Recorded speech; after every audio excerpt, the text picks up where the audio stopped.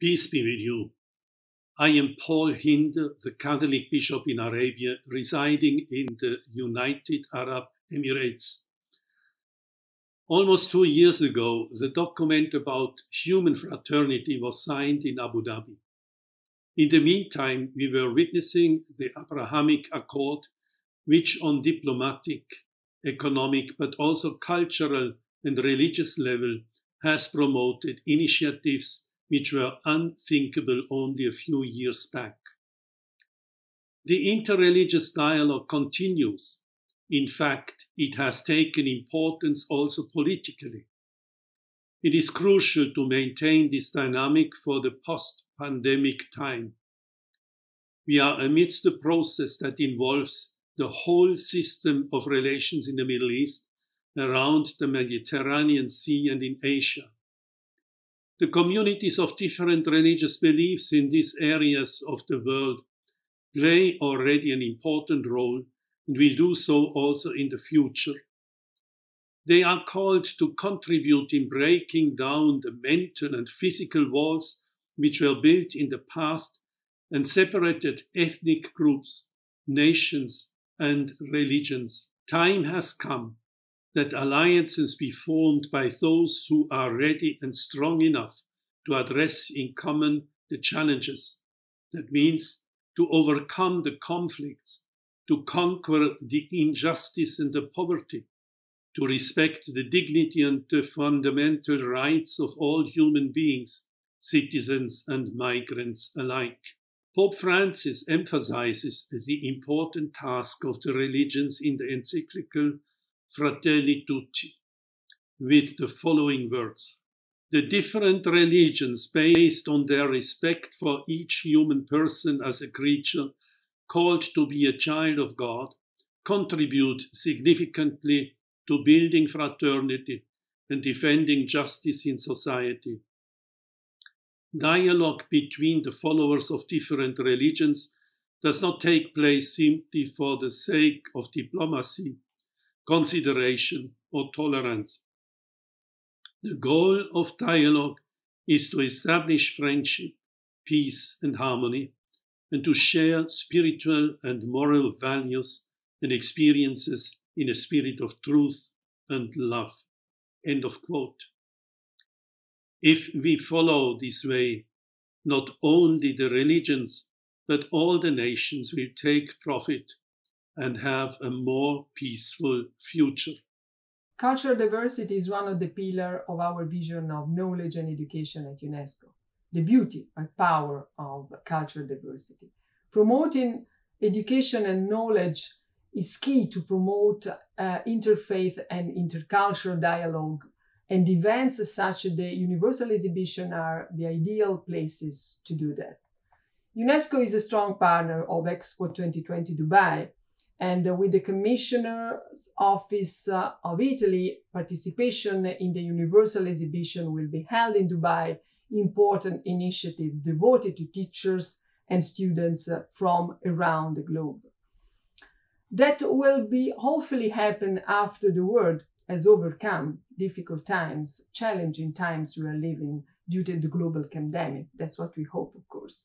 The current crisis impacted directly the education systems around the globe as never before in peacetime. In an unprecedented situation, we had 1.5 billion students out of the system because of the pandemic, and over 119 countries forced to transform their teaching methods and traditional classrooms in e-learning, blended learning, and virtual rooms.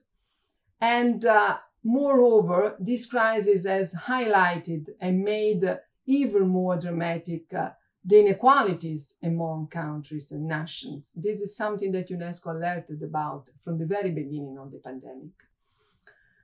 Well, that's a further challenge the world is facing, and we will have to keep on working on even after the health crisis is over. UNESCO has always been a key actor of this collective effort. Last month, in a virtual room, we convened a global education meeting, extraordinary session, where 14 heads of state and governments and more than 80 ministers of education and development agreed about a common agenda for the coming months and agreed about prioritizing education in stimulus packages and recovery funds starting from the coming weeks. I think that this is a very important result, and this is a very important outcome. We have to build on that and to follow up this commitment at the highest level. We need to include tangible support to teachers and an increasing involvement of all students in building together a new educational model, some visionary, innovative way to address this crisis, looking at the future and beyond the crisis itself. We are confident that a more educated world will also be more able to promote values which are basic values for the humanity: justice, peace, and tolerance, dignity, respect. We need these new ancient words to become once again the word of this century. As Ambassador of Italy to the Holy See, I'm honored to extend my cordial greetings and some brief reflections on tolerance and inclusiveness. I first would like to mention the important document on human brotherhood for world peace and common coexistence, signed by Pope Francis and the Grand Imam of Al-Azhar, Ahmad Al-Tayeb, in February 2019. The theme of interreligious dialogue will fit also into very important events in the year to come, namely the Dubai Expo and the Italian presidency of the G20. In fact, Italy considers the interreligious dialogue as an indispensable tool to foster mutual understanding and to promote respect for diversity, thus reaffirming the crucial role of religions in order to ensure peace and mutual understanding, especially in countries and territories in deep crisis. The protection of religious communities and freedom of religion or belief represents a priority of the Italian foreign policy. There are numerous humanitarian and social support initiatives financed by the Italian cooperation in favor of religious and ethnic communities, victims of sectarian violence, particularly in the Middle East. Initiatives based on the principle of humanity and impartiality and aimed at all populations in need of assistance. Linked to the protection and promotion of freedom of religion, Italy is also at the forefront in the protection of cultural and religious heritage through an embassy network, but also through many Italian non-governmental organizations. Our Ministry of Foreign Affairs often promotes conferences and thus fund organizations like the European Academy of Religions and projects like lately the La Pira Library in Palermo, already among the main collections of texts on Islam in Europe. Let me conclude by saying that in the latest Pope Francis encyclica Fratelli Tutti, all brothers, the word dialogue is mentioned 44 times. But I believe that we all must recognize that interreligious dialogue is not just a matter of churches or different religions. It in fact involves directly also non-religious institutions, the civil society, governments, states, and international organizations as well, since it concerns the primary principle of freedom for every human being. Connecting Souls is a side event suggested and opened by the Italian pavilion to all the countries represented in the Expo of Dubai. It takes the title of the Expo, Connecting Minds, and it offers a new opening in another dimension. Connecting Souls means an effort to reflect and to cooperate in a field that has been crucial in the past decades and will be even more crucial in the future ones. Connecting Souls is an event whose aim is to discuss how interreligious dialogue is possible. In many times, interreligious dialogues can be reduced to a sort of expression of intention, the declaration of peaceful intention and motivation among religious leaders. And this is very important, but to a certain extent, it is not enough. Because religions and cultures are materials. They can be used for good purposes, or they can be used to produce discrimination, violence, hate. The dialogue is not the way to express simple intention, but a very political move in order to make of religions a material for peaceful cohabitation, as the Pact of Abraham is showing to us in this year. So Connecting Souls will be a moment in which religious leaders, but mostly scholars, people coming from international relations, can open a dialogue on dialogue and see how it is possible to go from a common expression of good intention to a common research of a way open to the future for all the human beings. It will be a moment in which the memory of the bad stories that we have in our past and the good hopes that we have for our future can be compared and discussed together. Vi parlo dalla sala cosiddetta della pace, nella sede centrale della comunità a Roma, a Trastevere. Si chiama Sala della Pace perché qui sono stati firmati varie paci del mondo, particolarmente la più importante, la prima, quella per il Mozambico, il 4 ottobre del 1992, dopo più di 2 anni di trattative.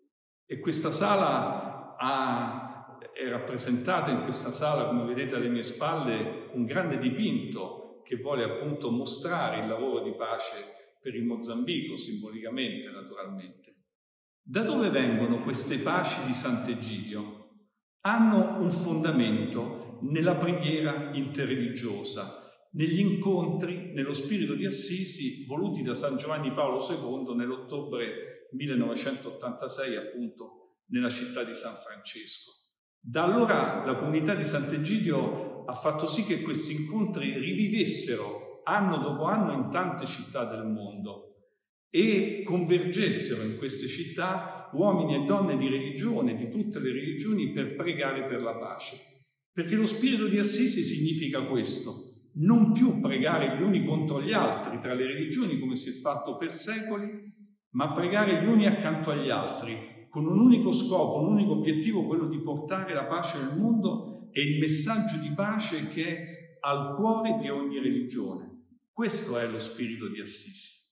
E sono stato molto felice che la comunità di Sant'Egidio, io personalmente, abbia potuto partecipare al grande incontro del febbraio 2019 negli Emirati Arabi Uniti con la firma dell'importantissimo, fondamentale documento sulla fratellanza umana sottoscritto da Papa Francesco e dal grande imam di El-Azhar Al-Tayeb.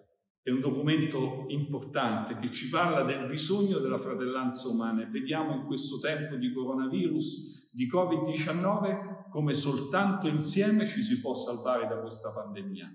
Quindi quel patto, quella fratellanza è un messaggio che ha anticipato i tempi e di cui oggi tutti abbiamo fortemente bisogno. Per cui faccio tanti auguri all'Expo Italia a Dubai. Vi dico tutta la nostra partecipazione e la forza che hanno oggi le religioni nel lavorare per un mondo migliore insieme. Hello everyone, I'm Khadija Tawfiq and it's an honor for me to be speaking here as a member of the peer mentoring program for the Italian Pavilion for Expo 2020 Dubai.